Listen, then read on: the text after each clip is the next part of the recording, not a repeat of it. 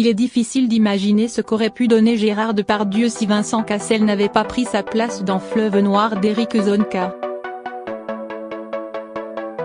Mais quand le premier a dû être hospitalisé pendant le tournage, le second l'a remplacé pour incarner un étonnant personnage de policier usé, chargé d'enquêter sur la disparition d'un adolescent. Venu directement du Brésil, Vincent Cassel a sauté à pieds joints dans l'histoire et endossé du jour au lendemain les habits de ce commandant sans aucune préparation préalable, raconte le réalisateur de La vie rêvée des anges et de Julia dans le dossier de presse du film. Face à Romain Duris, subtil dans la peau d'un enseignant inquiétant, Vincent Cassel apporte une étrangeté bienvenue à son personnage de flic fatigué. 20 minutes explique pourquoi. Vincent Cassel est plus jeune.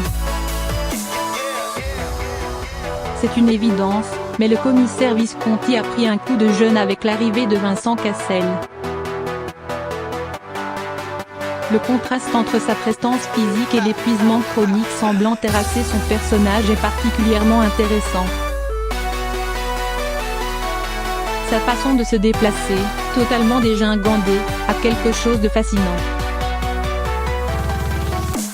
Vincent Cassel est moins imposant. S'il n'a pas le côté force de la nature de Depardieu, Cassel s'affirme d'une façon plus sauvage et comme mu par une force qui le galvanise quand il se plonge dans son enquête.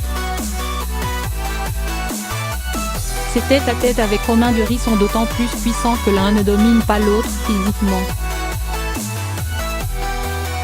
Vincent Cassel est plus sensuel. Le côté félin de Vincent Cassel fait des merveilles pour donner vie à ce flic un brin alcoolique et totalement obsédé par son boulot.